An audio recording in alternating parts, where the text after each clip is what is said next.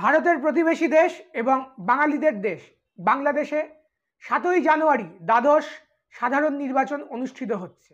প্রায় ১৭ কোটি মানুষের দেশ এই বাংলাদেশের ভোটে প্রায় ১২ কোটি নথিভুক্ত ভোটার আছে, ৪২,০০০ ভোট কেন্দ্র আছে, ২,৬২,০০০ বুথ আছে এবং এই নির্বাচন পরিচালনা করার জন্য ৮ লাখ সরকারি কর্মচারী আছে, নিরাপত্তা দেওয়ার জন্য ৮ লাখ নিরাপত্তা কর্মী আছে, মিডিয়া আছে, ছবি আছে, কিন্তু যেটা নেই সেটা হলো বিরোধী দল। আর কি আছে? আর আছে ২৩,০০০ দেশি এবং ২০০ বিদেশি পর্যবেক্ষক। কিন্তু তারা কি পর্যবেক্ষণ করবেন সেটা তারাই জানেন। কিন্তু বিরোধীরা কি করছে? বিরোধীরা ভোট বয়কট করছে এবং ২ দিনের হরতাল পালন করছে। অর্থাৎ ৬ তারিখ এবং ৭ তারিখ ২ দিন সাধারণ ধর্মঘট ডেকেছে বিরোধী দল বিএনপি। এছাড়াও বামপন্থী দলগুলো, কমিউনিস্ট পার্টি, তারাও কিন্তু এই ভোট বয়কট করেছে। তাহলে নির্বাচনে হচ্ছেটা কি? কার বিরুদ্ধে কে নির্বাচনে লড়ছে? আওয়ামী লীগের কর্মীরা একে অন্যের বিরুদ্ধে নির্বাচনে দাঁড়িয়েছে। আওয়ামী লীগের যে শরিক দলরা আছে, স্যাটেলাইট পার্টি যেগুলোকে বলা হয়, তারাও বিরোধী হিসাবে বিরোধী সেজে ভোটে দাঁড়িয়েছে, যাতে এটা দেখানো যায় যে বিরোধী আছে এবং ভোট চলছে। কেন বিরোধীরা ভোট বয়কট করেছে? বিরোধীদের দাবি যে তত্ত্বাবধায়ক সরকারের অধীনে ভোট করাতে হবে। কেন তত্ত্বাবধায়ক সরকার? এইটা দেখা গেছে যে তত্ত্বাবধায়ক সরকার ছাড়া বাংলাদেশের রাষ্ট্রীয় কাঠামোটা এমনই, তত্ত্বাবধায়ক সরকারের অধীন ছাড়া কখনো কোনো বিরোধী দল ক্ষমতায় আসতে পারেনি। অর্থাৎ সরকারি দল কোথাও নির্বাচন কমিশনকে কন্ট্রোল করতে পারে, প্রভাবিত করতে পারে। শেখ হাসিনা যখন বিরোধী ছিলেন তখন তিনিও তত্ত্বাবধায়ক সরকারের দাবি জানিয়েছিলেন। তিনি ২০০৯ সালে ক্ষমতায় আসার পরে সংবিধান সংশোধন করে এই তত্ত্বাবধায়ক সরকারের বিষয়টাকেই আর রাখেননি। বিরোধীরা যখন তত্ত্বাবধায়ক সরকারের দাবি জানাচ্ছে তখন প্রধানমন্ত্রী হাসিনা বলছেন যে এটা তারা অসাংবিধানিক দাবি করছেন। হাসিনা ভুল বলছেন না, কারণ সাংবিধানিকভাবে সেটাই। ২০০৯ সাল থেকে টানা ক্ষমতায় আছেন শেখ হাসিনা। প্রত্যেকবার নির্বাচন হয়েছে এবং বিরোধীরা অভিযোগ করেছে যে প্রচণ্ড সন্ত্রাসের মধ্যে দিয়ে, রিগিংয়ের মধ্যে দিয়ে, বুথ জ্যামের মধ্যে দিয়ে ভোট করতে দেওয়া হয়নি। সুতরাং বিরোধীরা এবার বলছেন যে তত্ত্বাবধায়ক সরকার ছাড়া তারা নির্বাচনে অংশগ্রহণ করবেন না। পাশে পেয়েছিল কাকে? পাশে পেয়েছিল মার্কিন যুক্তরাষ্ট্রকে।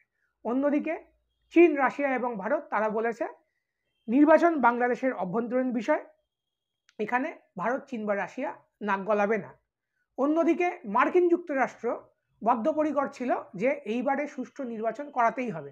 কিন্তু আজকে নিউ ইয়র্ক টাইমস যে প্রতিবেদনটা প্রকাশ করেছে সেখানে দেখা যাচ্ছে স্পষ্টতই মার্কিন যুক্তরাষ্ট্র বিএনপিকে নিয়ে হতাশ।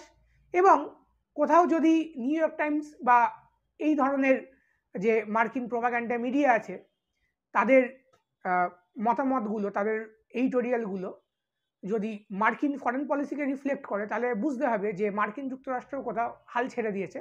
কারণ মার্কিন যুক্তরাষ্ট্র অন্যত্র বলেছে তাদের সরকারিভাবে যে আমরা এই নির্বাচনকে পর্যবেক্ষণ করছি, যদি সুষ্ঠু নির্বাচন না হয় তাহলে কি করবে, তাহলে আবার তারা সেটা জানে না। অন্যদিকে চীন এবং রাশিয়া, আগেই আমি বলেছি, এবং ভারতও বলেছে যে এটা তাদের আভ্যন্তরীণ বিষয়। মার্কিন যুক্তরাষ্ট্র এর আগে বহুবার এশিয়া, আফ্রিকা, লাতিন আমেরিকায় দেশগুলোতে নির্বাচিত সরকারকে শুধুমাত্র মার্কিন বিরোধী হওয়ার কারণে অভ্যুত্থানের মধ্যে দিয়ে ফেলে দিয়েছে।